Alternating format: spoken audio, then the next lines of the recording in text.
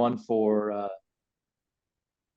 for tuning in here tonight for our Healthy Lifestyle Talk brought to you by Northern Inyo Healthcare District. My name's Dr. Adam Hawkins. I am the Chief Medical Officer at Northern Inyo Hospital. I'm also one of our ER physicians. So I'll be introducing you all to Dr. Chris Rowan tonight. Dr. Rowan is a board-certified cardiologist who splits his practice between Reno and providing cardiac services out here in the Eastern Sierra through Northern Inyo Healthcare District as well. Dr. Rowan mainly provides care through the specialty clinic, but as an ER physician, I have to share an anecdote that he's tremendously helpful and always willing to take our call when we see patients with cardiac emergencies, and has been instrumental in arranging care to tertiary care facilities for patients that need time-sensitive care. So Dr. Rowan wears a lot of hats at our district, and we're very fortunate to have him. So without further ado, I'll introduce Dr. Chris Rowan. He's going to be speaking to us tonight about some of the new cardiac services that are offered at the district. Yeah, thanks for having me tonight. Can you hear me okay? Yeah. Great. Well, let's see. Let me just share my screen here. Give me 2 seconds. And all right, let me know if you can see my screen here, okay? That was great. Okay, yeah, and so tonight we'll be talking about, since it's Heart Month, we'll be talking about the new services we're going to be offering here at Northern Inyo Health Center. I started coming down to Bishop, and actually that's one of the reasons I took the job in 2015 with Renown, was because the ability to fly down to the Eastern Sierras, which I've been coming to. What's that? Oh, yeah, you guys can hear me okay? Still? Yeah, we can hear you perfectly. Great. Okay. Yeah. So we started flying down there in 2015, which was a great part of the job, but we stopped doing that in 2017. I had the opportunity to start my own office and my own practice last year in 2023. And through about a year before that, I was talking to Northern Inyo Hospital about the ability to come down and start seeing patients in person down there.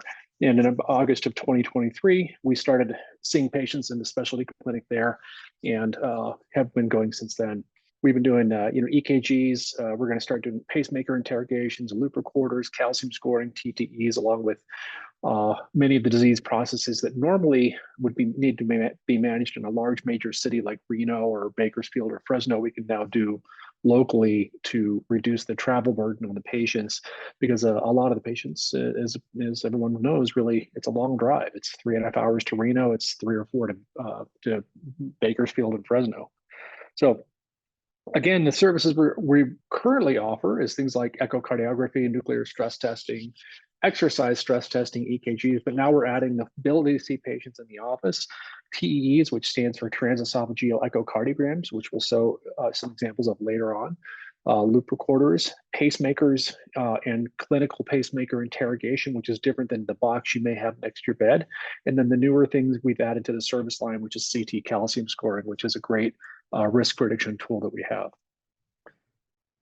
So let's talk about what these tests are and what they're used for, and give you a couple scenarios here. So a pretty typical person would come into the ER, a 65-year-old guy, wakes up at night with some chest pain, a little bit of shortness of breath and rapid heart rate. And you come to see them and they say, I went to the ER and we did every test possible and said I was fine and sent me home, and kind of go from there. And the ER doctor says, well, you need to see a cardiologist. Where are you going to go? Well, typically, Lancaster, Fresno, Bakersfield, Reno, Carson, Sacramento. That's I think about all you can do, unless you want to go all the way down to the LA basin. It's a long drive, and I really feel bad for you guys being that isolated. And that's one of the reasons I wanted to start coming down there. But what can we do now? So you see me in the office, and I look at you and I think, well, here's all the different things that this could be. This could be sleep apnea. This could be a cardiac arrhythmia. This could be heartburn. Could be cardiac chest pain. It could be a blood clot, or it could be a valve problem. So what tests are we going to order to try and think about how to work this problem? So let's talk about what a heart attack is then, because that's what everybody's always worried about. They go to the ER because they say, hey, I might have some chest pain. My uncle had a heart attack. My dad had a heart attack. I'm worried about having a heart attack. Well, that's when the blood supply to the heart muscle starts to become compromised. And you can see in this diagram at the top is a healthy artery all the way down through a nearly completely blocked artery. Now, the arteries are running on the surface of the heart, as you can see, and the blue and the red. The red is the arteries, the blue is the vein. The arteries supply the muscle of the heart, and for some reason, they seem to get blocked a little more often than some of the arteries that may be in your arms or legs. And when that happens, as the heart starts to contract harder, it starts to increase the amount of blood it's pumping to supply the demands of your body. Like if you're hiking up in the mountains or you're walking around your house, or you're doing even so simple things as housework, the amount of blood that the heart needs starts to increase. Now, in the bottom there, when you start to get that blocked artery, you start to have a supply and demand problem. So the amount of blood the heart is demanding is not possible because of that tight blockage there. And so as a result, for the most part, you start to see symptoms that sort of match that scenario. So when you're exerting yourself, not necessarily exercising or doing anything, but walking around or maybe cleaning up your house or doing yard work, you go, gosh, I'm getting a chest discomfort of some kind, pressure, squeezing, burning in your chest that comes on with exertion. And then you go, gosh, let me stop and see what this is, which is you resting. The amount of blood the heart needs goes down, and that discomfort goes away. A heart attack, however, is when that blockage in the artery becomes so significant that the heart's working really, really hard, but it's not getting enough blood, and the tissue starts to die. And the more tissue death you have, the worse the outcome, obviously. Now, that compares to heart valve disease. And I've had a lot of patients say that, oh, I guess when I was up at the hospital, they fixed one of my valves by putting a stent in. Now, your valves are in the heart and they direct or keep blood flow from going backwards, but we're not fixing those. We're fixing the arteries that are blocked. Arteries are usually on the order of 3 or 4 millimeters in diameter, and your valve is 2 or 3 inches in diameter. So much bigger difference. And the symptoms of the two things are very different as well. Severe valve problems usually causes things like shortness of breath, sometimes some chest pain, and exertional fatigue, but very rarely does it cause frank chest discomfort. Okay, so you've been in the ER, you've seen your ER doctor, and he says, let's order a bunch of tests. So he does an EKG and says, well, that's normal. The blood work came back normal.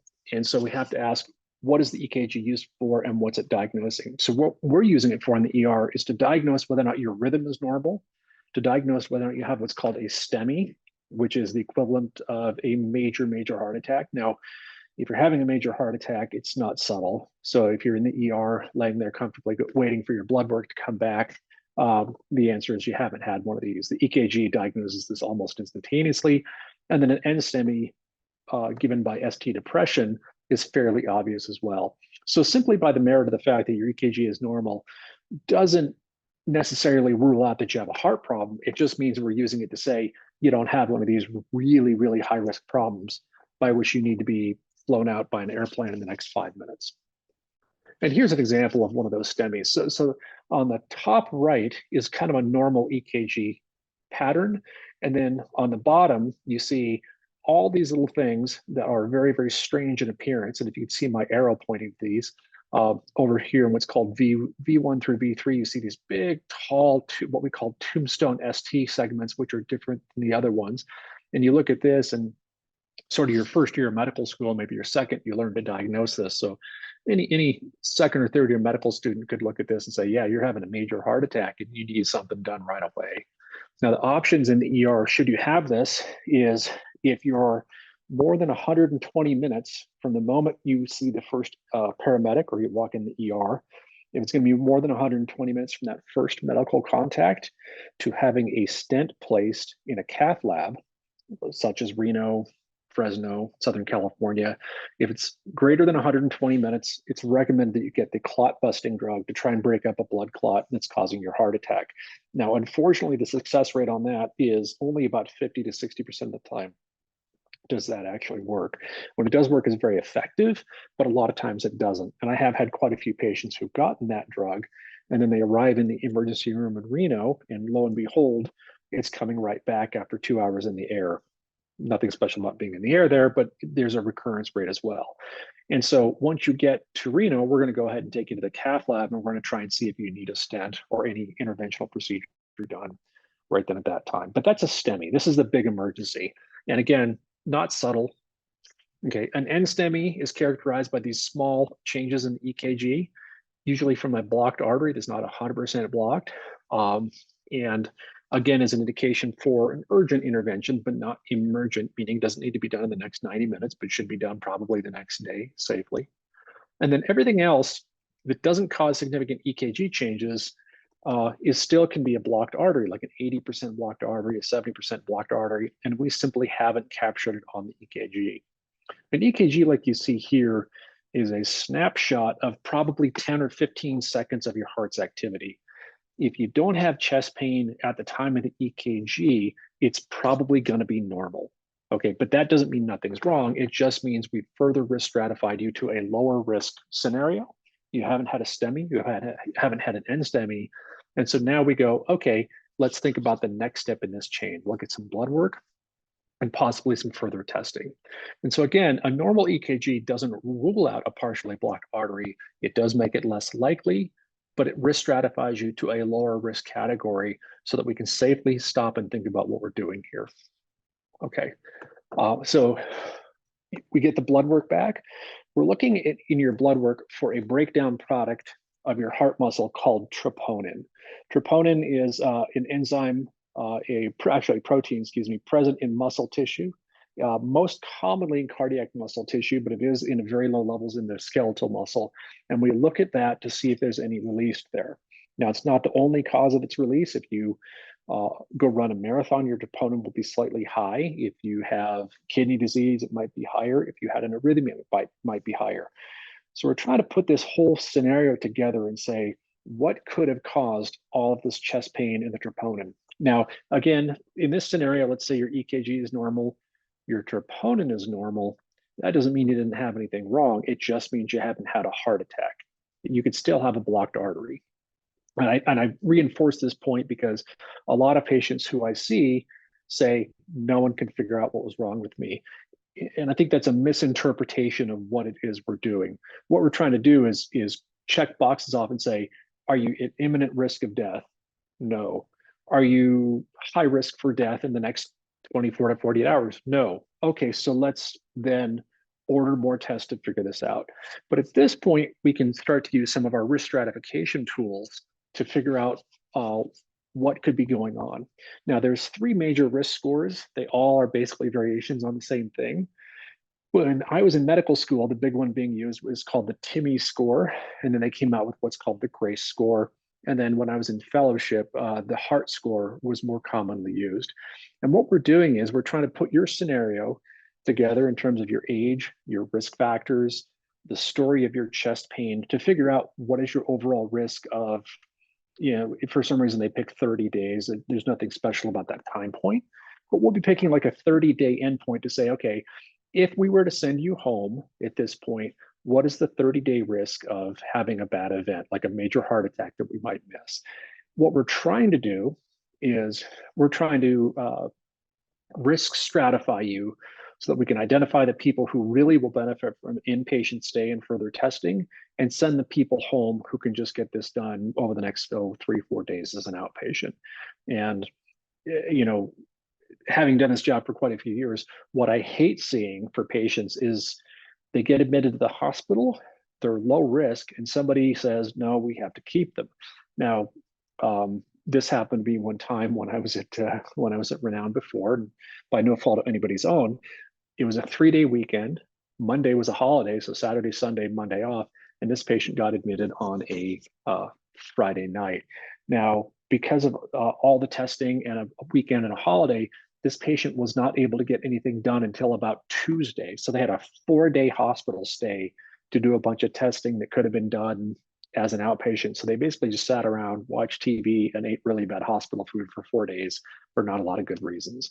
And that's what we're trying to avoid. We're trying to avoid those lengthy hospital stays, really, because nobody likes it. Patients don't like it, and obviously insurance doesn't like it. But we're trying to get the people out of the hospital who wouldn't benefit from being there in the first place, and then properly identify those who need to be in the hospital. Now, these scores are actually written by, for the most part, emergency physicians, and they're validated in emergency room patients. And what that means is and those emergency room doctors are very hesitant to send people home. They're always scared of not medical liability, but what I affectionately call intellectual liability, meaning that you don't want to be wrong about a patient because our job is to protect people from harm, and we don't want to be wrong. So these scores are written and they are biased so that they will overdiagnose and make you a higher risk maybe when you're not, and lower risk appropriately so. So at this point, if your emergency room physician is saying to you that you're safe to go home, it's certainly quite safe to do so.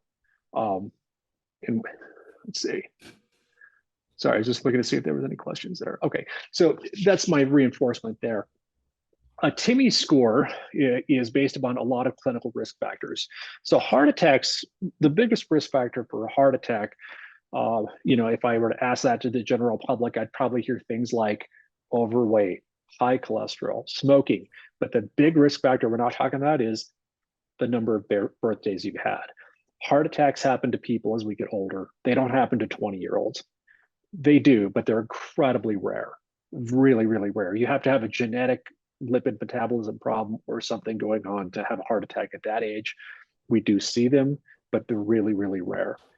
So age is the biggest risk factor. Your story of your chest pain actually is very, very critical as well. So in a famous paper written years ago, and I was trying to find the citation for this because I use it when I'm teaching medical students all the time. If you have what's called 3 out of 3 components of classic angina or classic cardiac chest pain, the odds of you needing a stent are 90% or greater simply based upon your description of the symptoms.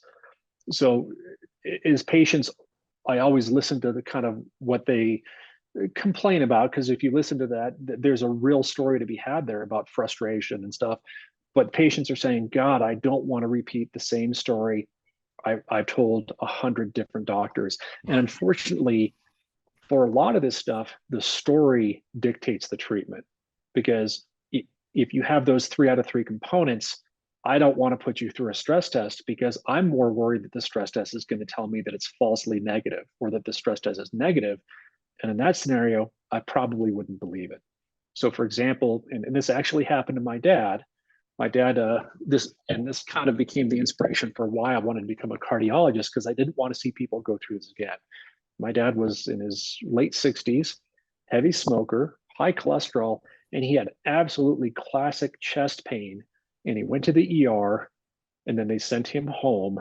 And by any of these risk scores, he would have been a high-risk patient who should have stayed. But no one took the time. When I go back and I remember what was going on, nobody took the real time to ask him a description of his chest pain. They just said, oh, chest pain, great. Your EKG is fine. Your chest x-ray is fine. Your blood work's fine. Go home. And nowadays, things like the heart score, the TIMI score, and the GRACE score all take into account what your description of chest pain is. So I think I sort of beat that to death. The next thing is what kind of EKG changes you have. If you have high risk, low risk, medium risk EKG changes, how many risk factors do you have? So if you have high blood pressure, high cholesterol, premature family history of heart disease. So premature family history means you've had a first degree relative, male less than 55 who's had a heart attack, or female less than 65. And a family history of a dad who died of a heart attack at 94 and your mother died of a heart attack at 86 unfortunately doesn't give you enough of that genetic propensity to heart disease to qualify as a risk factor. So risk factors like diabetes, smoking, obesity is a small risk factor. It's not as big as one would think. It raises your risk about 1.4. And then your blood test. If your blood test is negative, if it's got a positive biomarker, such as the troponin we talked about earlier, then places you in those higher risk.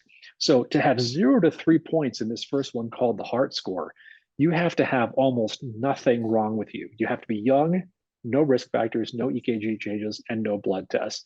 In my experience, when you're using the score for cardiac risk pain, it's not common you get a score of 0 to 3. If you have a score of 0 to 3, you have a less than 3% risk of 30-day problems. The TIMI score, which is also very similar, anybody with a 0 or a 1 qualifies to go home with a 1.7% risk of, in this case, Timmy was 14-day mortality. And then the GRACE score is 2% mortality. After those scores of those cutoffs go up, after that, the risk of problems goes up significantly, and those patients are appropriate or recommended to get inpatient evaluation. So the take-home point here is that if your ER physician or Dr. Hawkins, who works in the ER as well, tells you that you are safe to go home, it certainly is safe to go home, because again, these scores are written to be biased for safety to get you into the hospital. Okay, so next. So again, so let's say you do get sent home. So you should get a primary care physician appointment or a cardiology referral. So you should see a cardiologist within 1 to 2 weeks. And then what happens there? Well, the patients always tell me, well, you're just asking me the same questions I already answered to every doctor I saw. And again, I'm not trying to ask you the questions because I didn't read the previous doctor's notes or I didn't see the story of it.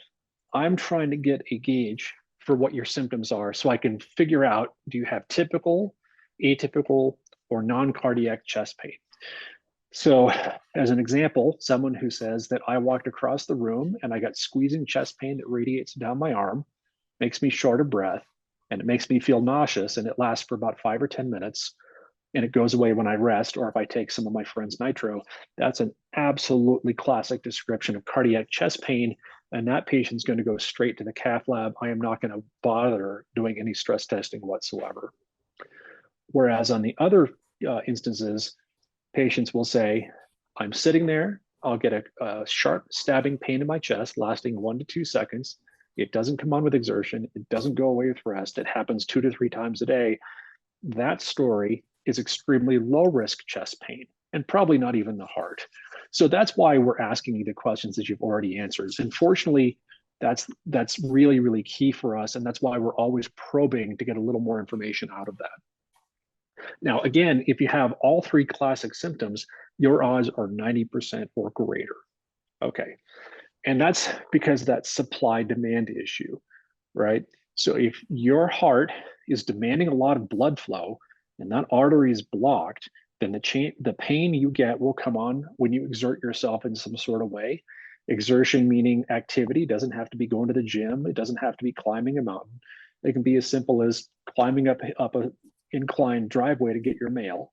I had a patient once who said he has a downsloping driveway, and he says every time he walks down to get his mail, he'll turn around and come back up the driveway, and he has to stop 2 or 3 times to get chest pain.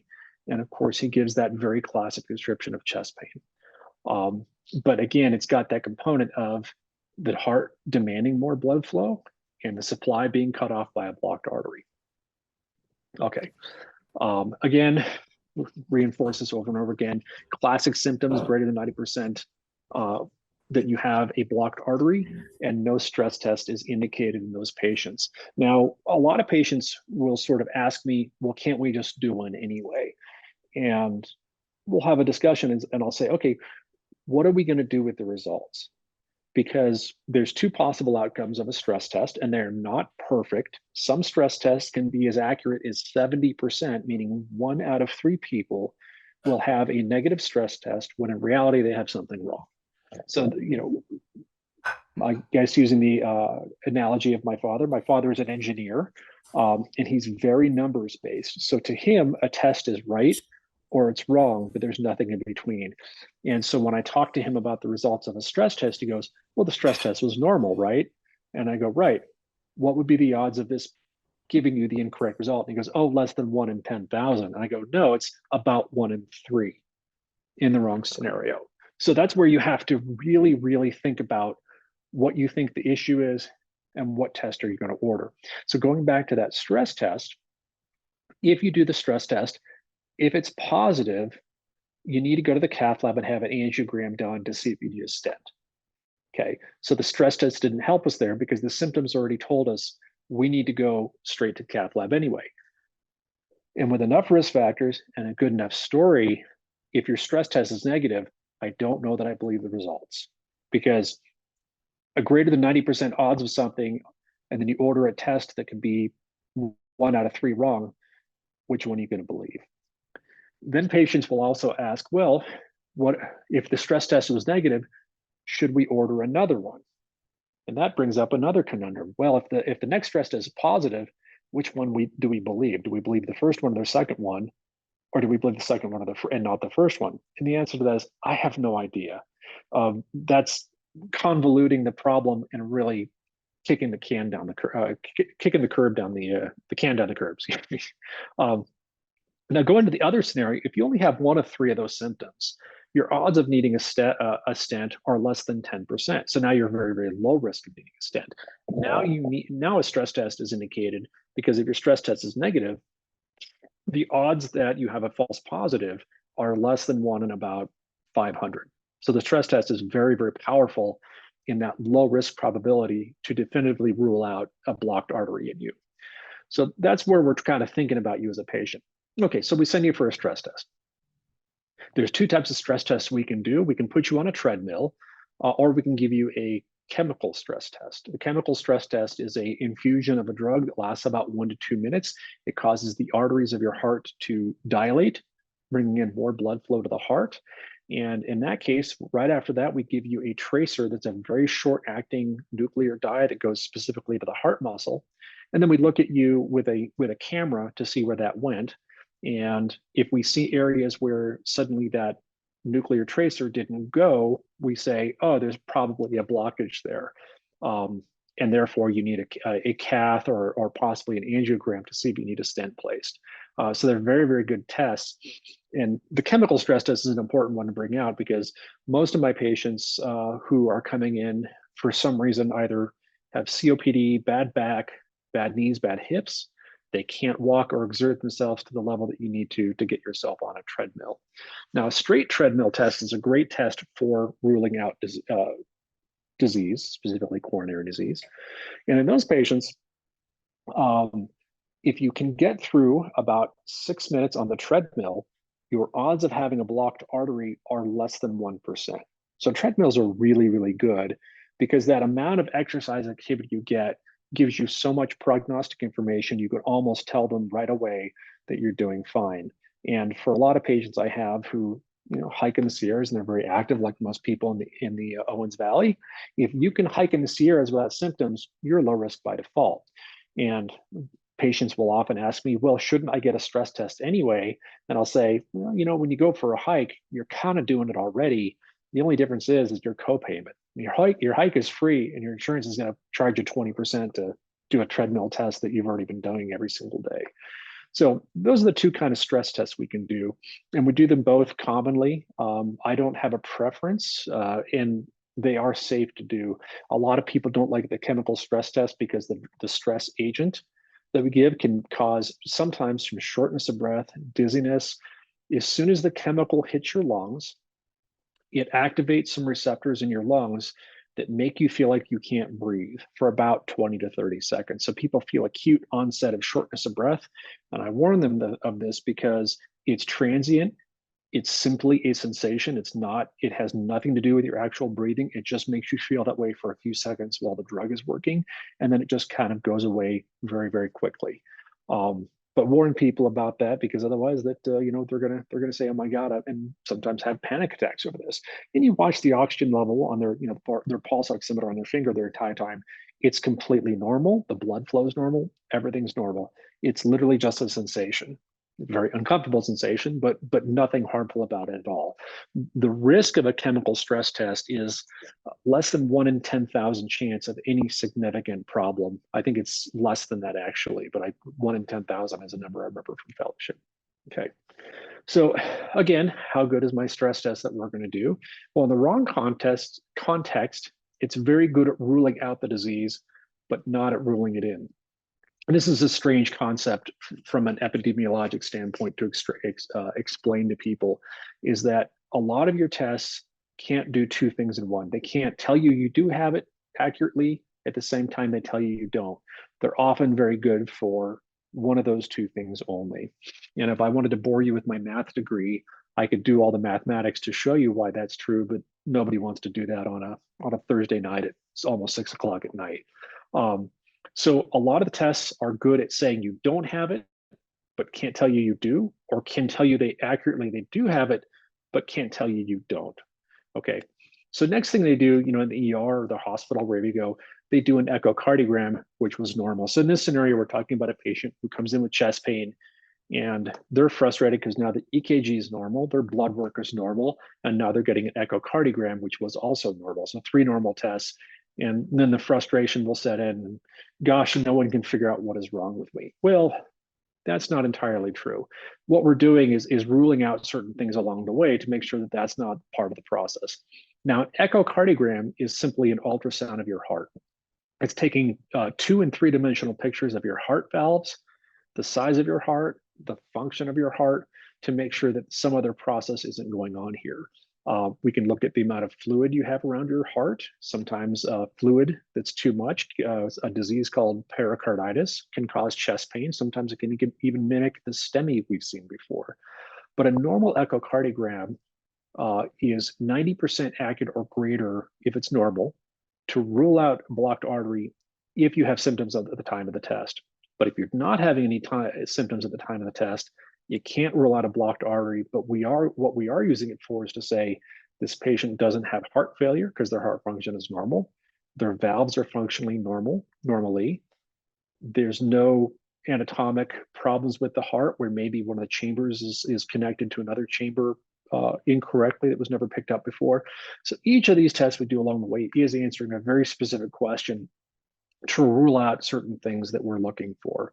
So the patient here feels frustration because everything is normal, except what we're doing is we're making sure everything's okay up to this point.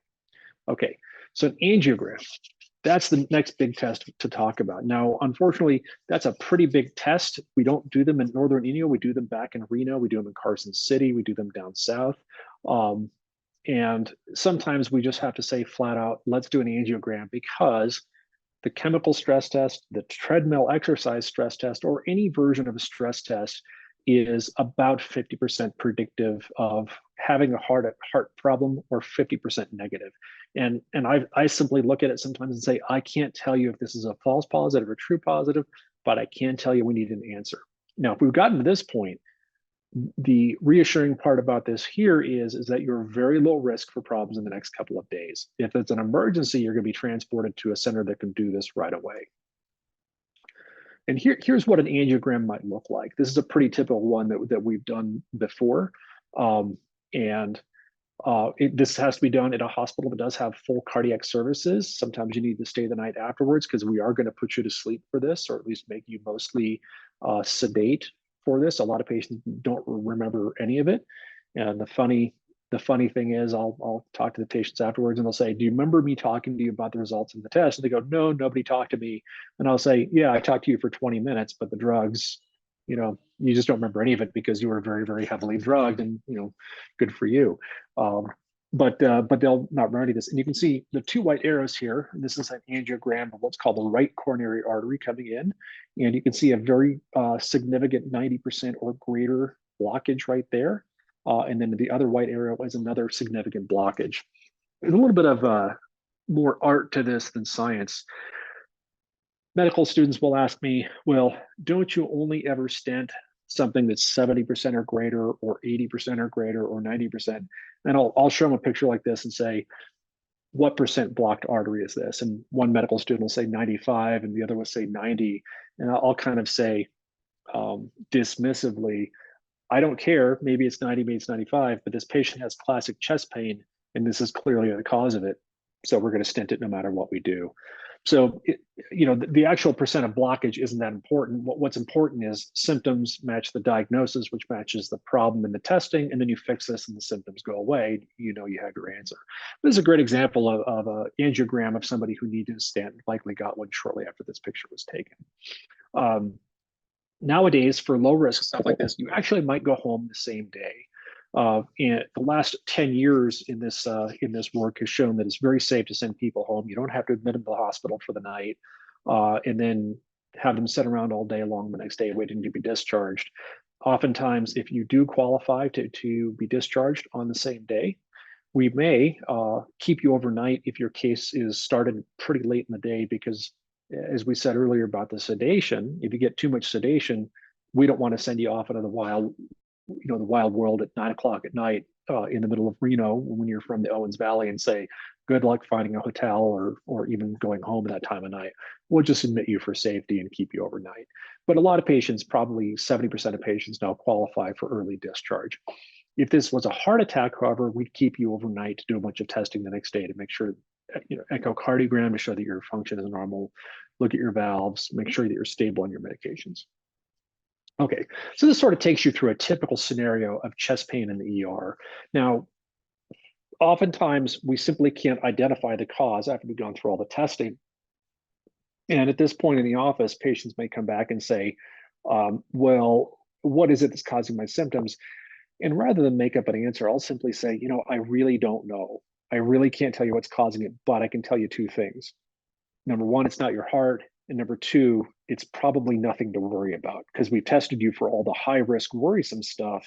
And so now your chest pain is certainly annoying, and we're going to work to try and figure out what's causing it, but you're not at any imminent risk of death or passing out or anything like that.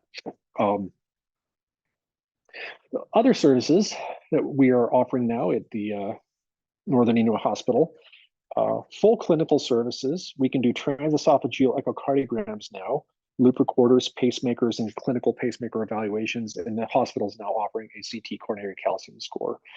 And the transesophageal echoes, I have to say, Northern Inyo Hospital is extremely fortunate. You have somebody like Terry Ty, the echo tech, who started the echo program there years ago. That is an incredibly valuable test to have in your hospital system.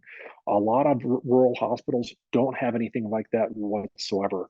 And having that there allows you to get those tests done. It allows us to answer a lot of questions in the hospital, a lot of questions in the ER. And it prevents you from having to drive all the way up to Reno for a 30-minute test and then turn around and drive right back to Bishop. And that, that's always been a little bit of an annoyance of mine when I was in Reno, at Renown, is by a lot of Medicare regulations, you're not allowed to do 2 tests in one day, or you're not allowed to do a test in a day and then see the patient. So there's all these rules behind the scenes that a lot of patients are aware of. And they will ask, why do I have to drive all the way up to Reno for the echocardiogram? And then 3 days later, drive up for my clinic visit. And it's like, well, because otherwise the hospital system doesn't get paid for any of it. And that's really unfortunate. But Terry, who started the echo program there years ago, has been doing multiple echoes per day for years. And now, because I'm coming down there, we can also do what's called a transesophageal echo, which is also a very, very valuable test. Now, clinical services, obviously a lot of patients who are coming from down in the Owens Valley and Inyo County have had a history of cardiac issues, whether it be stents, pacemakers, high cholesterol, or they've needed cardiac services in the past. And again, it's a long drive up to Reno just to see a doctor in the office for a 20-minute visit to turn around and come back. And you can always combine it with a trip to Costco or Sam's Club or go to your favorite casino and get some dinner. But 6 hours of driving in 2 days for a 20-minute visit seems a little excessive to me. And we're happy to be able to offer that service back where now you can get it done in the outpatient clinic there. And as a good example of this, I have one of my favorite patients who recently relocated back down to Bishop.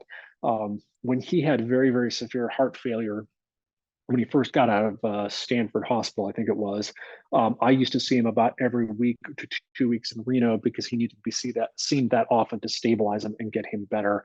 And of course, he would have to drive up to Reno and then drive back to Bishop, doing it about once a week. That's a lot of driving.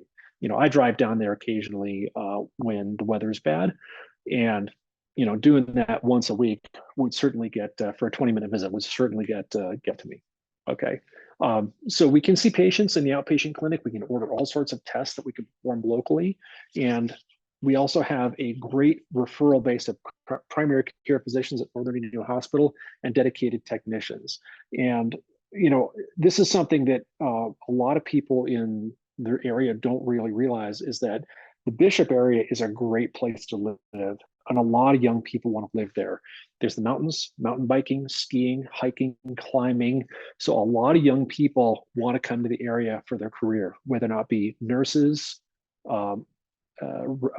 respiratory technicians, or people who want to work in the hospital. So the hospital actually has a very, very strong base of people you can rely on to take care of you.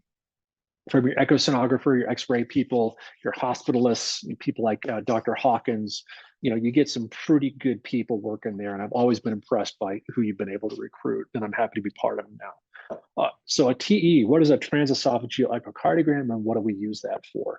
So sometimes when we do a regular ultrasound or echocardiogram of your heart, we're placing a probe on your chest wall, but for some reason, we can't see through the chest wall good enough. So if you're really, really short and your ribs are too close together, we can't see through the ribs because the window, as we call it, is too narrow to get through. Sometimes if you have bad lungs and bad lung disease, we also can't see through your heart. And there's all sorts of other technical reasons, like maybe your heart is laying in a weird position. We can't quite see around it, and we just don't get that information that we need. So we need to get more detailed measurements of structures we can't see. And the perfect example of this is something like a mitral valve disease, or some people may have had mitral valve prolapse.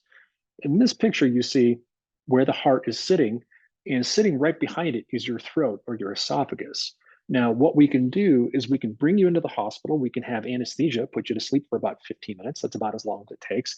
And we can take a really thin diameter ultrasound probe and pass it down into your throat and place it right behind the heart and look at the valves in really high detail and take movies of the heart and movies of the valves to see how things are and get a really good idea of what's going on.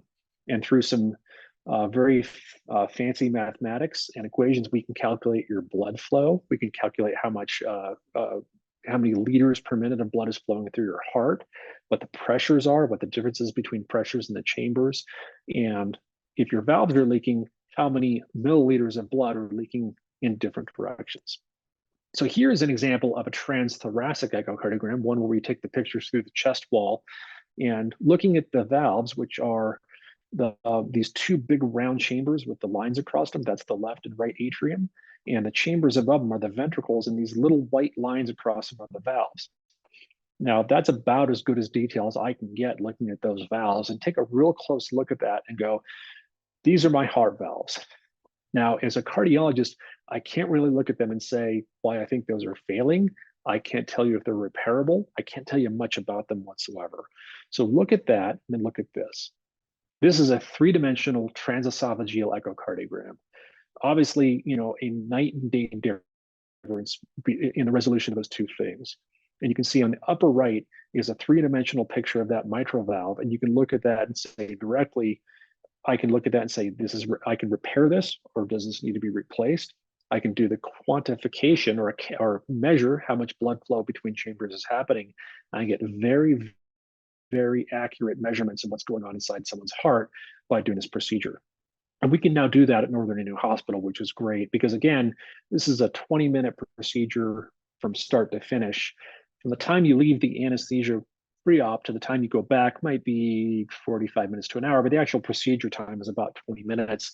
And it would be, again, it's just a lot of logistics for somebody to travel all the way up to Reno to get this done, to turn around and come all the way back and then wait for the results. And I'm happy that we can start to do this now at the hospital, because there's been a lot of patients who benefited from this, where we can say right then and there what's going on. We could also look at some of the other chambers of the heart. For people who have something called atrial fibrillation, we can look at a hidden little chamber of the heart that can sometimes contain blood clots. We can look at it right there, and if it's clear, we can do a cardioversion. Again, this would be something that would have to be scheduled at one of the hospitals up here in Reno. If we were to schedule this procedure in Reno, right now they're booking them out about 6 to 8 weeks out. We could probably, if somebody called me up and said we need to do one at Bishop, we could do it next Thursday or Friday. So it speeds up the care that we can provide. It also just keeps you locally. Another thing that we can do now in the hospital is something called a loop recorder. And this is really, really powerful for us, because one of the biggest problems that we see in the ER as people get older is these things we call mini strokes, or TIA. TIA stands for transient ischemic attack. And so people will say, I woke up, I had blurry vision, I had trouble speaking, and my left arm and leg were numb, and I couldn't move them. And then over the next 20 minutes, it went back to normal. Well, that's not that's not you sleeping funny on your arm. That's a blood clot that broke off from somewhere. It went to your brain, but the blood clot broke up and the blood reperfused the brain, and those symptoms went away. And so two very normal scenarios that I see is like the 76-year-old female who complains about passing out or nearly passing out. It happens infrequently. It happens every few weeks to months. It's not really explained by any food or seasonal variation. And they come in saying, help me figure this out.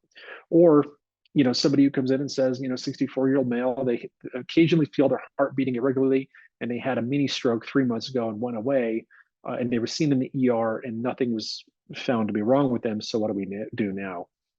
Well, you can wear a heart monitor called a Zio patch, which is a 14-day heart monitor, or you can wear one for 1 or 2 days. But wearing these heart monitors for anything more than that just becomes cumbersome. The adhesive for the patch sticks to your skin. They can be irritating. They can cause allergies, and you just don't want to do this all day long. A little side note for the Zio patches: yes, you can take a shower with them, just don't get them directly wet.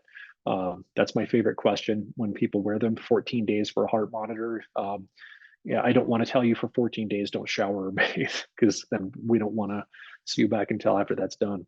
But the point is, a lot of patients have symptoms so rarely that the Zio patch is really just not diagnostic. It doesn't capture anything, and for that patient that's passing out, you get the Zio patch back, and they go, well, in the 14 days you wore the patch, did you pass out? And they go, no, I had no symptoms at all. Like, okay, well, then whatever it is causing your problem, we completely missed it. So what do we think about next? Well, the loop recorder, which we can place, is just a simple outpatient procedure to implant a device under your skin. It takes 20 minutes or less, and it's only done with local anesthesia, and it's usually very well tolerated, obviously covered by insurance and Medicare. Here's an example of a couple of different loop recorders. We're currently using the one in the bottom, the one that's made by Abbott called Reveal. Biotronic is a German company, which is one in the upper portion there, and then St. Jude. They're all roughly the same. They last about 3 years, sometimes up to 6 years, depending on the manufacturer. And this is a picture from a journal that was published in Switzerland. So that's a 1 franc Swiss franc there, but that's about the diameter of a quarter. So these are not really big, and they're very, very easy to put in. You just make a tiny little incision, you push it under the skin, and then you put a Band-Aid over it. It heals, and it stores the information on the device itself. And then we give you a device to carry with you. Now, this loop recorder is going to record and look for anything it thinks that's abnormal that it's programmed for. Things like arrhythmias, major pauses in your heart going too slow, your heart going too fast, and it stores it for it automatically. And anytime you come near it with the device that looks similar to a cell phone, without you doing anything, it will transmit the information over to the cell phone, or the cell phone looking device. And the one on the bottom, actually, there's an app on your phone we can connect it to. Now, the second mode is that you can open the app on the phone and tell it, hey, I just felt something, so go through everything and then alert my doctor if you saw anything. So there's 2 methods here of getting it. And that's an important distinction, because people are worried that if they don't press the button on the cell phone, nothing happens. And that's not true. This is always recording everything that it sees, so that we will see anything that goes on with you no matter what. So why does that matter? So for transient ischemic attacks, mini strokes, if it was from a cardiac arrhythmia, you need to be on a certain type of blood thinner, because your mini strokes are the prelude to major strokes. Major strokes are devastating. The inability to talk, eat, walk, move. And what I get worried about when I see patients, and patients will often say, gosh, doc, if I die, I die. And I go, yeah, I think I'm okay with that. We all live to be a certain age, and a peaceful, fast death is never a terrible thing. The problem is major strokes don't kill you. Major strokes make you paralyzed and unable to talk and move. And your mortality in 12 months, the odds of you dying at 12 months from a major stroke are 50%. So 50% of patients who have a major stroke won't make it past a year. And that year is not going to be a high quality year. It's going to be a pretty miserable way of living your last year of life. So I don't want that to happen to people. That's an awful thing. My grandmother went through that. She had an absolutely massive stroke. So in that case, to prevent that, we have to switch your blood thinners. Warfarin or Coumadin is the classic blood thinner that people on before. And then nowadays, the newer ones, Eliquis, Xarelto, Pradaxis, Savesa. Savesa was the fourth one developed in the series, which is why probably nobody's ever heard of it. I don't even think I've ever prescribed it. Pradaxa was the first to market, but for some reason, Eliquis and Xarelto have captured the majority of prescriptions, and they're developing one or two others. But I haven't seen those out yet, and they're probably pending FDA approval. Now, what about aspirin? Well, aspirin has never been shown to prevent the risk of stroke for cardiac arrhythmias. So it's no longer recommended due to its lack of benefit. Aspirin is a quote unquote blood thinner. Technically, it's an antiplatelet drug. However, it doesn't act powerfully enough to prevent the strokes from cardiac arrhythmias, which is why it's not recommended. And if anything, it simply puts you at a higher risk for bleeding from your GI tract. Now, for these loop recorders we're talking about, this is a patient who had wear a 14-day device. We didn't see anything on the 14-day device. Out of those people, 1 in 4 with a TIA will have an actionable cardiac finding on their loop recorder, meaning that at 1 year, we're going to find an arrhythmia that means you need to be on a blood thinner. And so we can say, hey, look, we found out why you just had a stroke, and we're going to keep you from having this again. Whereas people who pass out, about 10 to 20% of those people will have a reason found on their loop recorder as to why they passed out at the 1 year mark as well. And this sort of strange phenomenon where I've seen patients come in complaining of spells, nearly passing out. And this actually happened a couple of weeks ago to me, to an otherwise young, healthy female. And for some reason, her heart was stopping for 6, 7, 8 seconds at a time. And it was completely missed by all her previous monitors, but the loop recorder picked it up. And the answer was, okay, now you need a pacemaker. And we figured out what's wrong with you. And family might have said, well, you're just crazy and these symptoms aren't real. Well, they are, and we found out why. Now, is the loop recorder removable? Yeah, absolutely. If you want to, if you don't need it anymore, we can take it out. It's just as easy. It's actually probably easier to take out than it is to put in. Side note on blood thinners. Big problem right now is the cost of them. So if you're not well covered by your insurance, your blood thinners could cost you up to $500 to $600 per month, such as Xarelto or Eliquis or Pradaxa. Warfarin's cheap, but the problem with warfarin is it will interfere with every drug and every food you're ever going to eat. And you're always going to have blood tests for it, which is really the downside. However, Xarelto did recently introduce a program for Medicare patients. So if you're Medicare only, if you don't have supplement, you're just Medicare, they'll lower the price to you for the whopping bargain of $85 a month. It's still not that great, but it's better than the $600 per month. Now, both of these drugs recently went generic in Canada, which is interesting. It used to be last year, and I just got these updated prices today. You could get Xarelto for about $29 per month, and they just raised the price up to about $70 because I think this is becoming so popular. The drugs aren't generic in the US and won't be for another 14 years, but Canada made them generic because they are so popular. And because so many people simply couldn't afford them in the United States, the US Postmaster General has decided to not enforce drug importation rules from Canada specifically for these drugs. So they are letting you purchase them from other countries directly with no problems. So pacemakers now we can also do, or we're going to be starting our first pacemaker clinic very soon here at the Northern Inyo Hospital Specialty Clinic. But why does that matter? Well, even though you might have a box like this on your bedside at home, your pacemaker still needs to be interrogated by a professional every so often. So if you have the bedside box, if you have a pacemaker, we still need to interrogate your pacemaker at least annually. If you have a defibrillator, an ICD, ICD stands for implantable cardiac defibrillator for patients with heart failure or a history of sudden cardiac arrest, we need to interrogate it every 6 months. And then if you're not on remote monitoring, it's every 6 months for a pacemaker and every 3 months for an ICD. And again, the story that we commonly hear is when I drove to Reno to get my device interrogated, it's a long drive to sit with a technician who told you, hey, everything's okay, and they didn't do anything.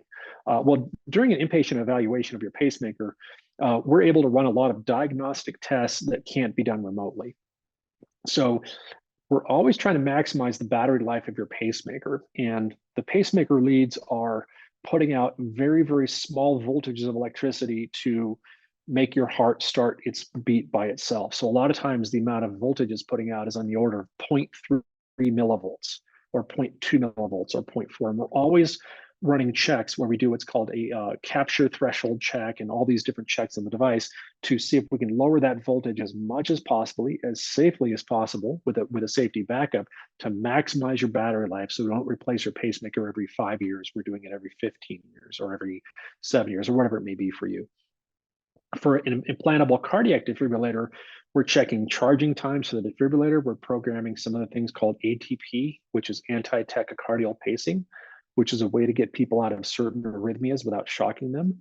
And so there is significant value to having these things checked in person.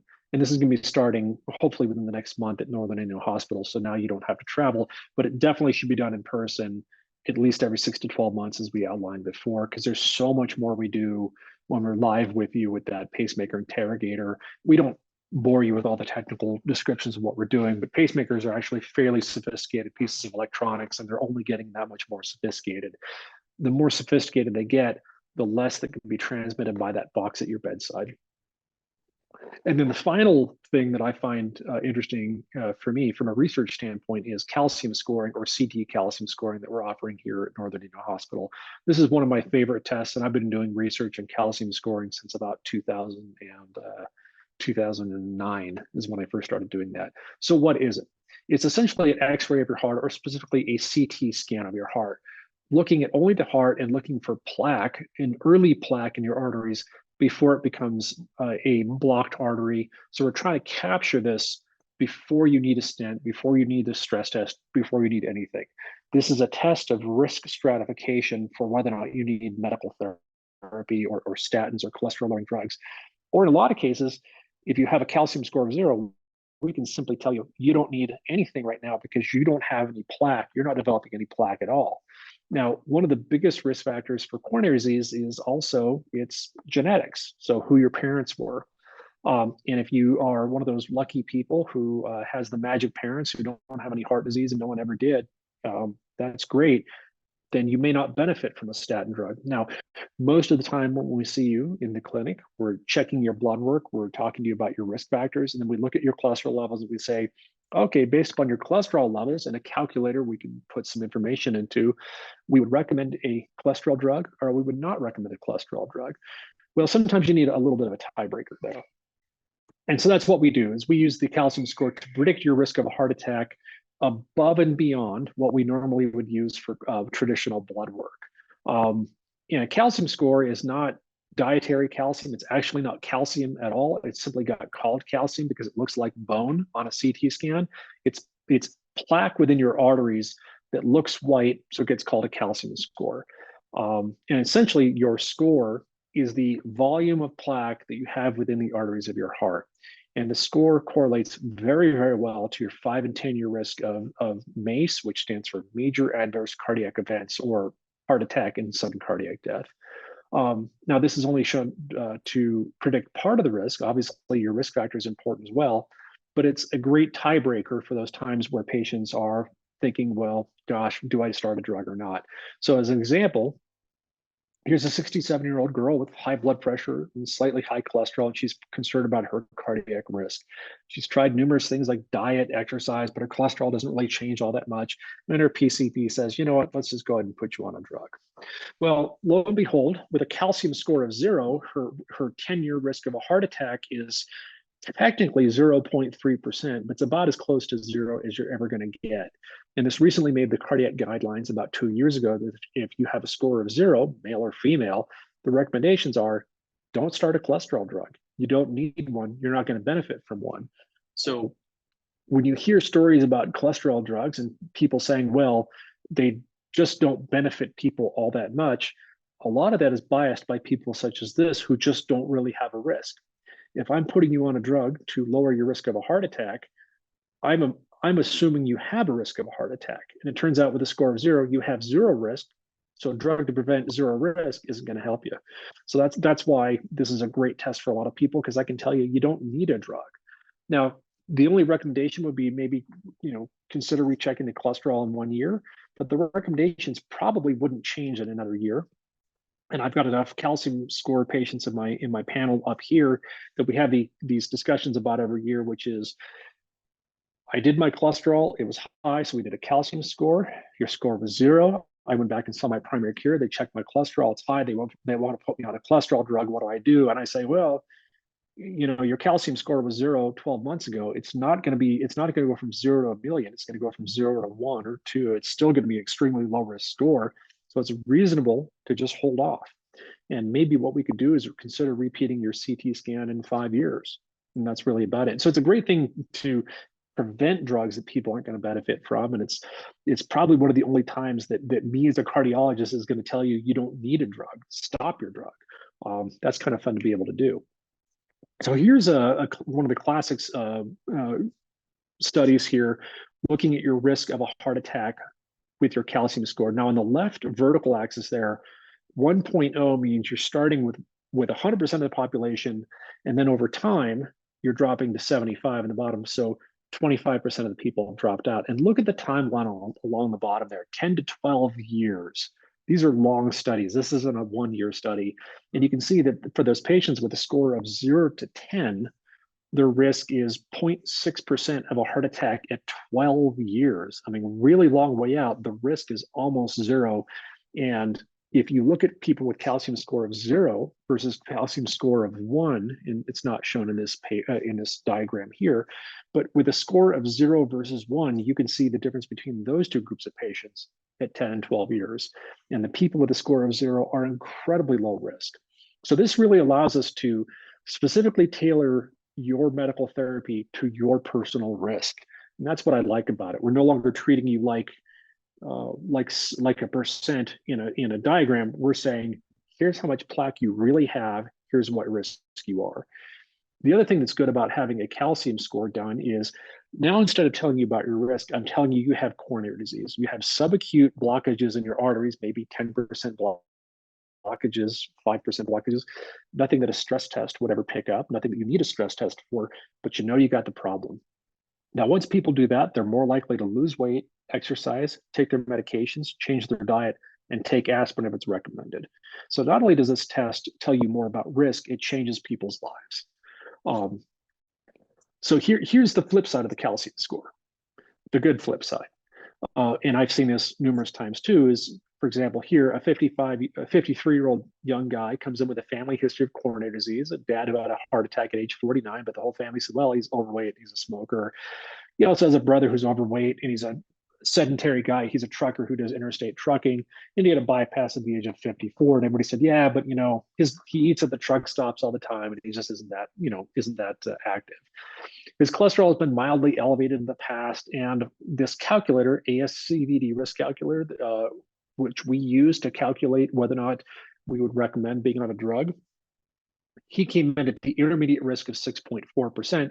So at this level, the recommendation would be to talk to the patient about the risk, maybe thinking about a drug, maybe not, maybe put it out for 6 months. And in this case, this patient had a calcium score of 1,432. So close to what you see in that lower right. See this is a cross-section of the heart, and there's all these little white streaks, and that's all early plaque developing in the arteries. And that patient was at the 99th percentile of risk, or the 99th percentile. So out of all the 53-year-old males you put in a room, and you put him in a spectrum like that, he's all the way on the right there. He's the highest risk of all those people. Now, a score over 300 is considered high risk, and this patient's score was 1,200.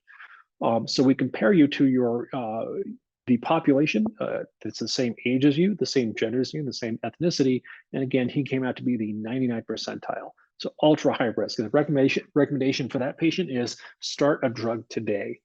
Why? Well, first of all, with a score that high, we don't want you to have a heart attack. We don't want you to need a bypass surgery. We want you to live a long, healthy life. And if taking a once-a-day pill is the answer to avoiding an open heart surgery and a 1-week stay in the intensive care unit, that's what I'd rather you do. Now, why are we going to start a drug right away?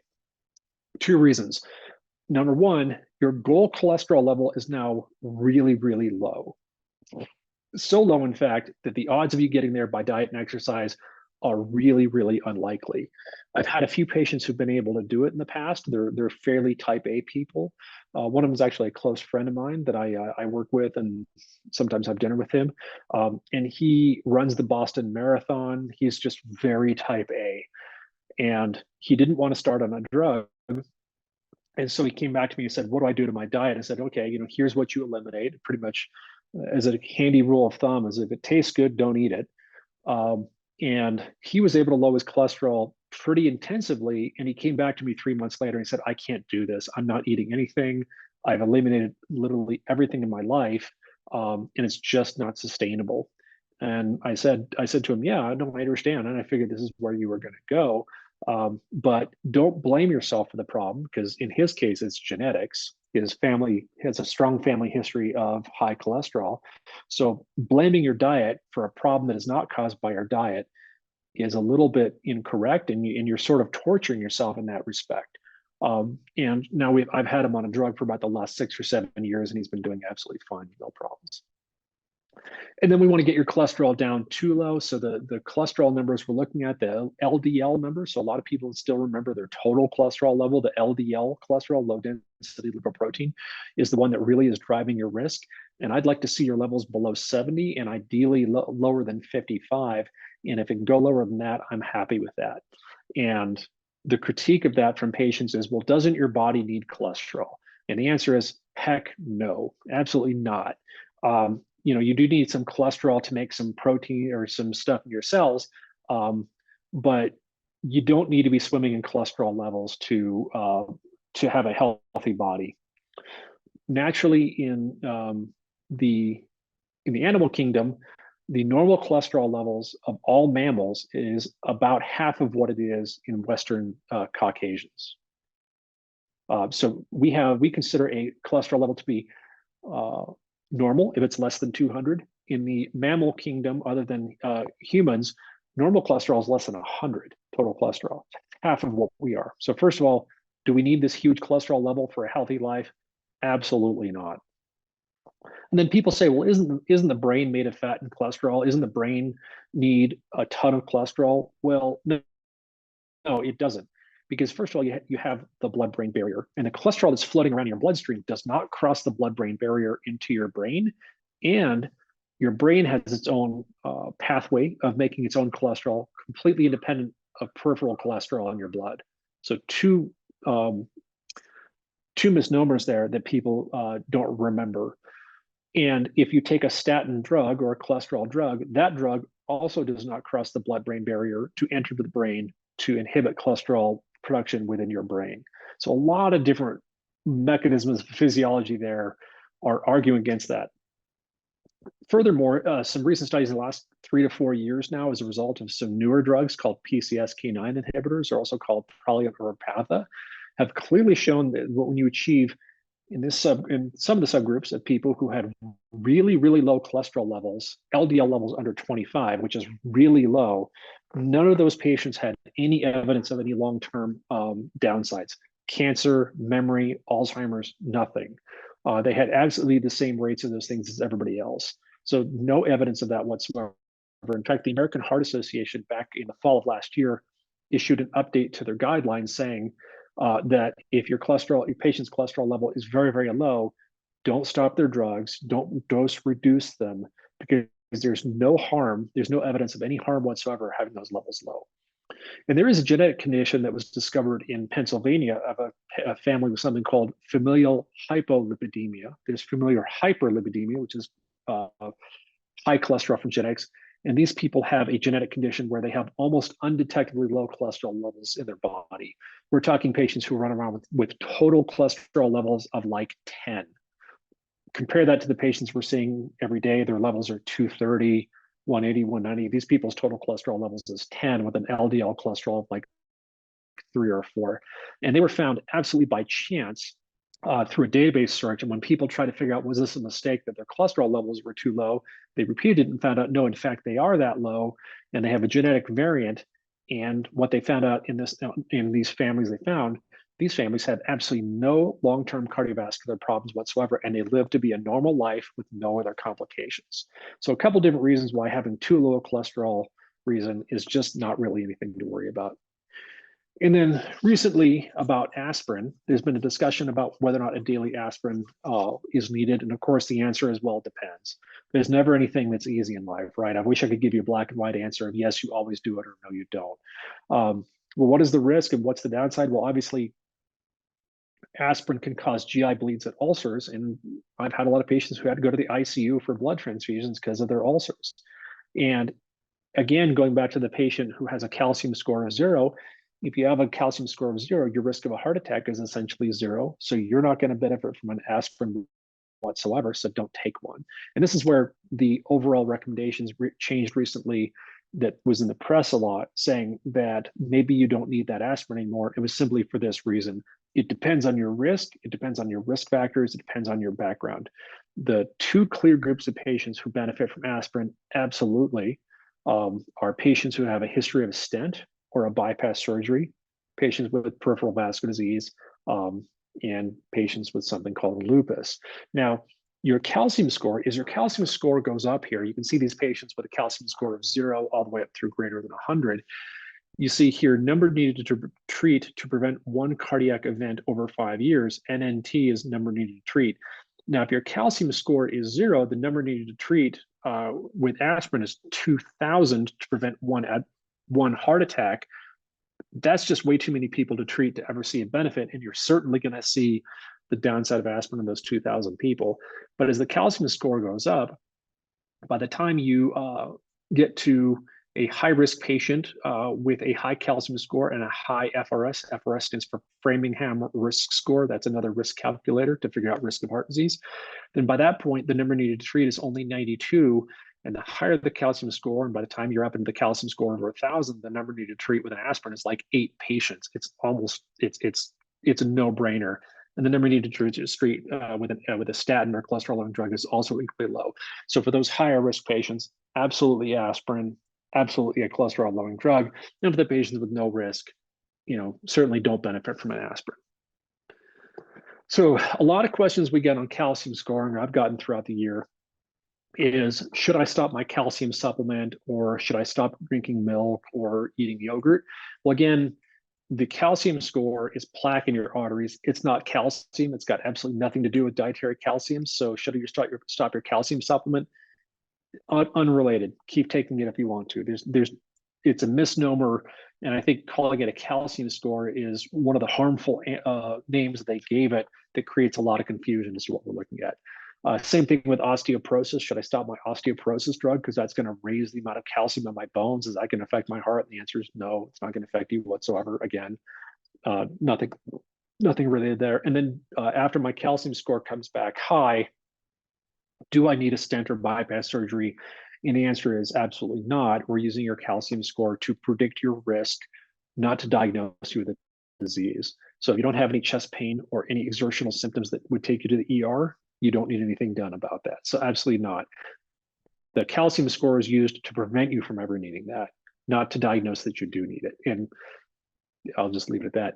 And then if you have a history of a bypass or a stent or any cardiac issues like that, should I get a calcium score? And the answer is no, you shouldn't. Or should you get another one after that? The answer is no, you shouldn't. A calcium score is used to diagnose your risk of ever needing a bypass or stent in your life. And if you already have a bypass or stent in your life, that ship has sailed. So it doesn't give us any more information whatsoever there. So on that note, thank you for everyone's time. I hope you enjoyed this. I hope this has been informational. And I'm, again, very happy to be coming down to Bishop at Northern Inyo Hospital. I've always enjoyed it. It's a great place to work and be. And I look forward to taking care of you and any cardiac needs you might have. And if you need an appointment, just give the NIH hospital a call and ask for the specialty clinic, or I can give you Adam Hawkins' direct personal cell phone number if you like. Thank you so much, Dr. Rowan. I have tons I could say. I have many personal questions. I'll say 2 quick things that I just want to open up to the audience. All of our primary care physicians at Northern Inyo Healthcare District and the vast majority of our ER physicians live in the Eastern Sierra. We understand the logistical challenges of our patients having to leave our community to go get care, and some of the points that you made about these appointments that take 20, 30 minutes. It's really such a burden to the patients of our community to have to travel those distances.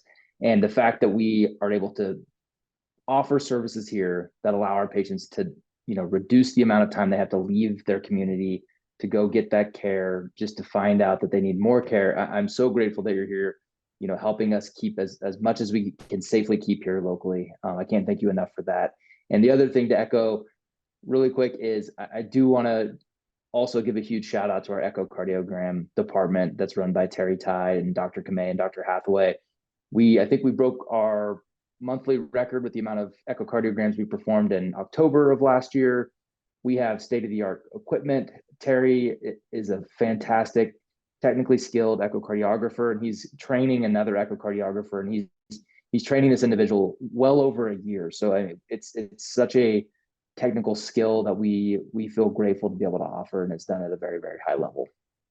And again, I would, the other big shout out to Terry is that he used to teach and perform echocardiograms before he moved to Bishop. He used to do that at Stanford Hospital. So he's a very experienced, not only is he good at it, he's got a great eye for having seen some very complex heart disease in the past. So he's an incredible asset to you guys.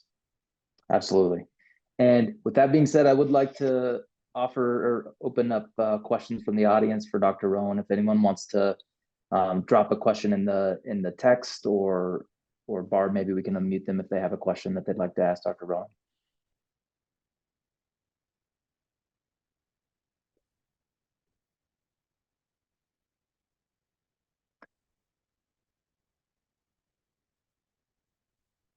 Dr. Hawkins, can you hear me? I can. Is that you, Mary May? Yes. I want to know if your insurance covers having your stress test and the echocardiogram the same day. That if you've got a Medicare and Anthem Blue Cross. Dr. Rowan, do you know the answer to that off the top of your head? I want to say that the answer is probably not. Although if you do have a supplement, maybe, like all things in life, the answers are never as straightforward as they seem. And the order for a test done in a hospital is slightly different than when it's done in a private office. Do you have both of those scheduled for the same day? Yes, I do. But they're at Northern Inyo Hospital, but I have Medicare and I have Anthem Blue Cross. So the behind the scenes at the hospital, without boring you about how the sausage is made, is every test that's ordered always goes through the authorization department to check the insurance to make sure the insurance is going to pay for it, so you don't get stuck with the bill for it. And so they're checking behind the scenes to make sure that any test they do both is covered by your insurance and also can be done in the same day. So if they've scheduled it, it's already gone through that level of prior authorization. So if they're doing them both on the same day for you, it means for you it's covered. Oh, okay. Thank you so much. And and what kind of a test do you take for the calcium score? It's just a quick CT scan you do. So you can ask your primary care physician about it, and they can order the CT scan. You lay in the donut-looking thing. It's not an MRI. It takes less than a minute or two to do. And in fact, is a fun little project. I'm texting somebody about right now. I'm actually supervising a calcium score on a dolphin in Hawaii tomorrow. So we do them a lot. They're kind of fun. Okay. Thank you ever so much. Enjoyed the presentation very much. And thanks for attending. Thank you, Dr. Hawkins. Of course. Any other questions from the audience? Dr. Rowan, I'll ask you a quick question. For the patients that travel on airplanes through TSA, the loop recorder, is it compatible with the machine that you have to go through in TSA, and is it compatible with an MRI? Yeah, it's very similar. They are MRI compatible, and they're compatible with the TSA machines. And the TSA guys are pretty smart. They're very similar to a pacemaker, and a lot of people have implanted devices, so they know that all they have to do is look at it. So it's nothing to worry about for that. Great. Barb, do we have any questions from YouTube or anything that I'm missing before I let Dr. Rowan go enjoy the rest of his evening? No, sir. Fantastic. Well, I know you can schedule an appointment to see Dr. Rowan through our specialty clinic. Barb is going to put the number up there. It is. And if you don't have a pen, forget this number, you can Google NIHD specialty clinic, or you can just call our main office and we'll be happy to make sure you get to the right place. Dr. Rowan, thank you so much for your time. That was a fantastic, over an hour's worth of information. And I really appreciate you offering your expertise to our community. Yeah, and I appreciate you guys having me. You guys have a good night. Awesome. Thank you, everyone. Thank you, Barb. Bye-bye.